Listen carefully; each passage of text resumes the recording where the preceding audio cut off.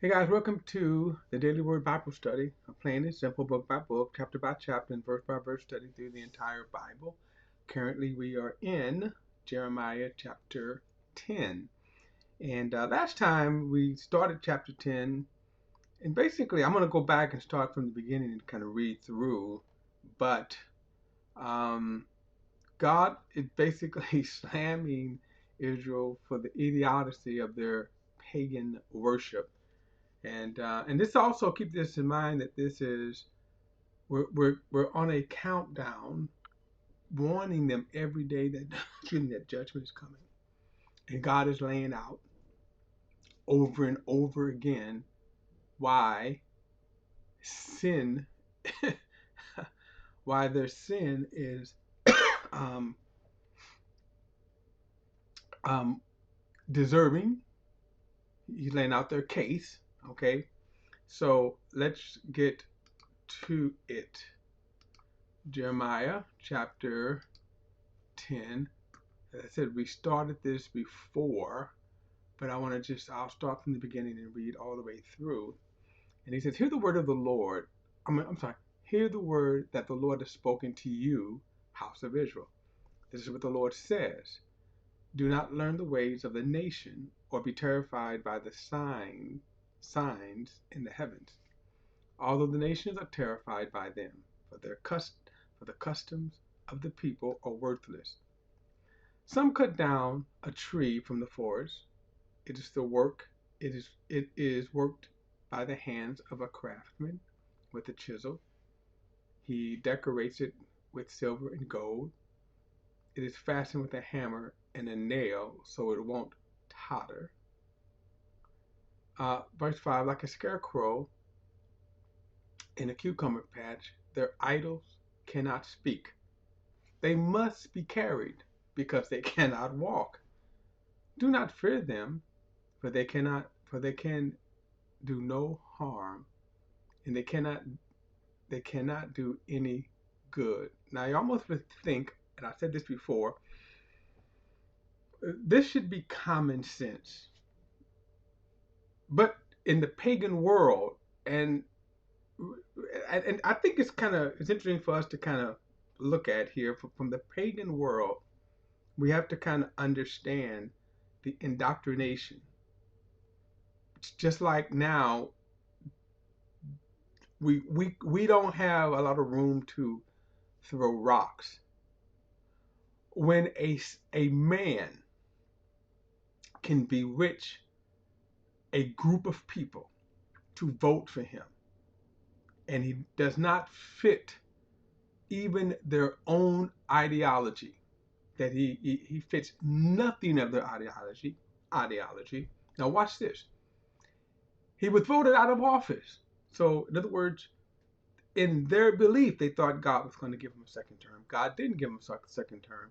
He he flubbed the first term, and yet now they still would vote for him right now. They're going to vote. They would vote for him again. Okay, so let's not, don't throw rocks, because when you're indoctrinated into something, when you are bewitched by something, your mind is kind of framed that way. Think a certain way. Now it is silly when you think about pagan worship. They chop down a tree. They decorate the tree. They form excuse me, they form the tree and then worship it. So maybe our culture is not indoctrinated in pagan worship, but we do have our idols. Verse 6, Yahweh, there is no one like you. You are great. Your name is great in power. Who should not fear you? Kings of the nations, it is what you deserve. For among all the wise people of the nations, and among all of their kingdoms, there is no one like you. So when you compare God to any, and by the way, Israel could do this more than anybody. We do it by faith. We look at it from the outside and we do it by faith. But Israel experienced it more than any nation. And Verse 8 says, they are both stupid and foolish, instructed by worthless idols made of wood. So this is kind of the end right there. If you follow that, they both, notice he said, they're both stupid and foolish, instructed by worthless idols made of wood. Beaten, beaten silver is brought from Tarshish, and gold from Euphaz, from the hands of a goldsmith, the work of craftsmen. Their clothing is blue and purple, all the work of skilled artisans. Uh, um, and then he says, but Yahweh is the true God. He is the living God, the eternal King. The earth quakes at his wrath, and the nations cannot endure his rage. Now, as I said, you would think that this would be something that is common sense. Verse 11, he says, you are to say this to them, the gods did not make the heavens, and the earth will perish from the earth. Excuse me. I'm sorry. The gods did not make the heavens, and the earth will perish from the earth and from under the heavens. He made the heavens, he made the earth by his power and established the world by his wisdom and spread out the heavens by his understanding. And now I talked about that, and I kind of came from the perspective of contrasting God's declaration that he, by wisdom, made the heavens and earth, as opposed to, say, evolution, science, the science that embrace evolution and natural selection. And basically, what they say is that evolution and then natural selection are kind of forces that have no mind, no wisdom, no thought, but then created all of this variety of life. I'm going to go back to say that's stupid and foolish to say that. When you think about, and you have to think a lot about it because of the vastness, right? Billions of life. You think about just the anatomy in which how we are made and formed, and they're going to say, well, natural selection did that. Natural selection gave you 2 eyes and 2 noses instead of 1, 2 ears instead of 1. And the sexual system, the sexual organs and system, and that was no thought. Anyway, verse 13, when he thunders, the waters and the heavens are in turmoil. And he causes the clouds to rise from the ends of the earth. He makes lightning for the rain and brings the wind from the storehouses. Everyone is stupid and ignorant. Every goldsmith is put to shame by his carved image. For his cast images are a lie, and there is no breath in them. They are worthless, a work to be mocked. At the time of their punishment, they will be destroyed. Now, again, I want to contrast, even though we're not as primitive from a pagan standpoint. Now, you look at Israel, when they just 3 months out of slavery, they make a golden calf and said, this golden calf, right? They fast this calf, right? You can imagine how this calf looked. I don't, you just imagine the workmanship, right, that went into making this calf, golden calf, by the way. They turn around and then they say, this is what brought us out of Egypt. Now, that was such a grave sin because it's really a spit in the face to God. They saw the true and living God devastate the mighty nation of Egypt, and then destroy the army to try to follow them through the Red Sea. They saw the Red Sea parted, and they make a calf and say, this calf that we made brought us out of Egypt. The calf we made brought them out of Egypt. And then they said, the calf that we made that brought us out of Egypt, now this calf is going to lead us back to Egypt, to the very bondage that the calf delivered us from. See how stupid it is. That's why he said they're stupid. Now I want to but I want to also contrast kind of the logic of saying that science came from just nothing. The science of evolution. the science of the Big Bang, the science of natural selection, really started from nothing. If you go all the way back, it starts from an explosion. So my point is, we're not dealing with pagan imageries. We're not dealing with pagan statues, but we are dealing with pagan ideology. The ideology of saying anything but God, and yet God, in His wisdom, put so much into uh, variety of the variety of um, um, um, creation to be able to say that nothing did this, or natural, in the case of natural selection. Now, nothing starts with a big explosion, unless you want to say the elements were in existence forever. In other words, you have to stop at the explosion, the Big Bang explosion, but not describe the elements that caused the explosion. How did they come together? How did they ignite?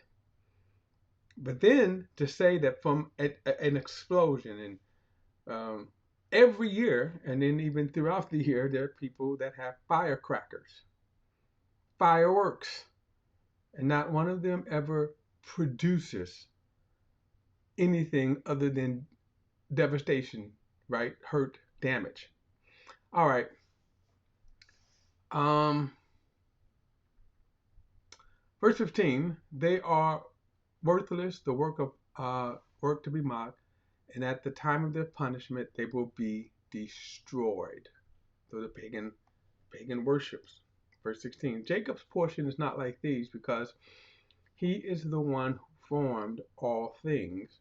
Israel is the tribe of his inheritance. Yahweh of hosts is his name.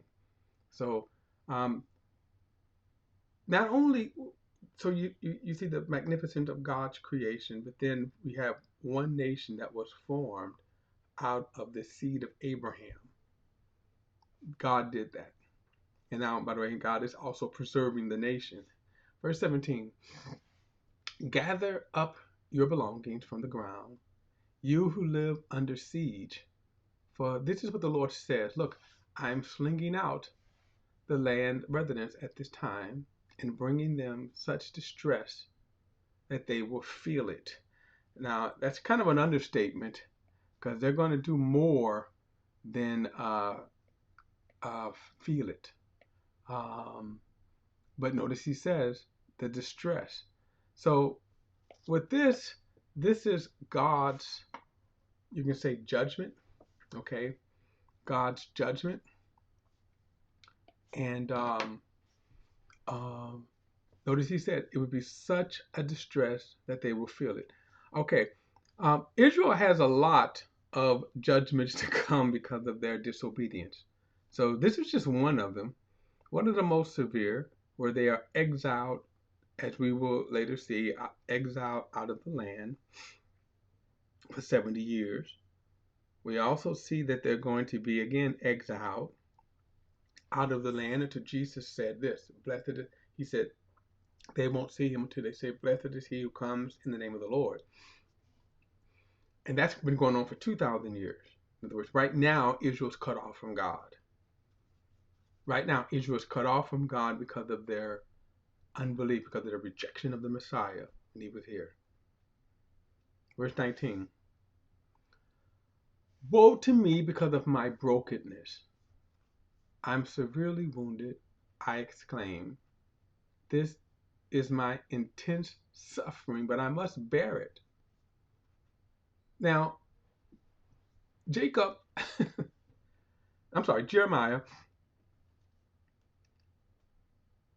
when we think about the life of a prophet, his life was one of hard knocks, because people did not accept the prophecy. And you'd be surprised, people did not, they did not celebrate him as these false prophets are today. They slap each other on the back and heap on them accolades and all that kind of stuff. That's that. But Jeremiah didn't get that. He got death threats. His family kind of distanced themselves away from him. So it wasn't the best, in other words.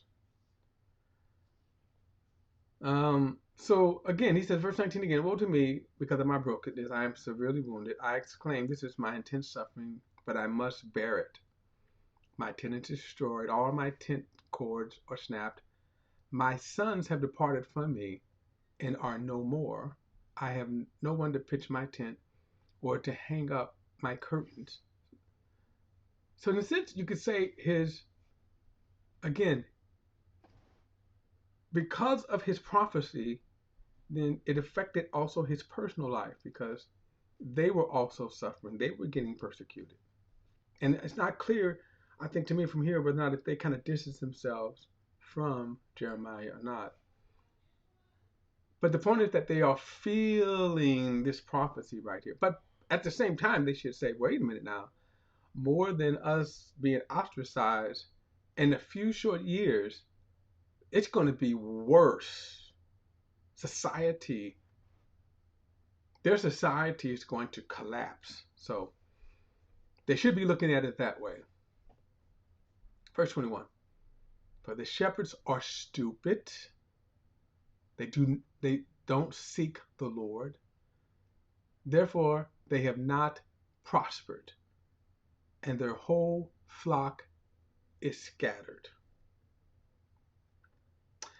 Notice he said the shepherds are stupid. Now, by the way, this always indictment of the leaders make up a lot of the prophecy parables that Jesus spoke against, again, the Israelites. We notice he said the shepherds are stupid. They don't seek the Lord, therefore they have not prospered, and their whole flock is scattered. So because of the sinfulness is scattered. Verse 22. Listen, a noise, it is coming, a great commotion from the land of the north. The cities of Judah will be made desolate, a jackal's den. Verse 23. I know the Lord, the man that a man's way, that a man's way of life is not his own. No one who walks determines his own steps. Discipline me, Lord, but with justice, not in your anger, or you will reduce me to nothing. Now, here's the problem with Jeremiah's perspective. He's saying, discipline me, but with justice. Well, God is. By the way, think about this. God is where Jeremiah is at. And by the way, think about this. Remember, he's in great distress. Okay, he's in great distress. But when he says, discipline me, Lord, but with justice, understand God is disciplining the nation. Now, he just happened to be suffering in the midst of that because he's the prophet to that. Just like when Nebuchadnezzar comes and the exile begins, a lot of innocent people are going to also be swept up with that as well. He says, but when he said, discipline me, but with justice, not in your anger. And by the way, he won't, not to those who seek him. So Jeremiah don't have to worry about that. Verse 25, pour out your wrath on the nations that don't recognize you and on the families that don't call on your name. For they have consumed Jacob. They have consumed him and finished him off and made his homeland a desolate. So we got to see Jeremiah is feeling I think, the intensity of what is coming. He's kind of feeling it on all sides. He's getting persecuted because he's preaching a condemning prophecy. Okay? And yet at the same time, he also can see that the destruction is certainly coming. All right, guys, don't forget to like and share this video and subscribe to BP, the Bible Perspective. And as always, if you have a thought or comment, add it to the comment section below. All comments are welcome, and I'll see you in the next study.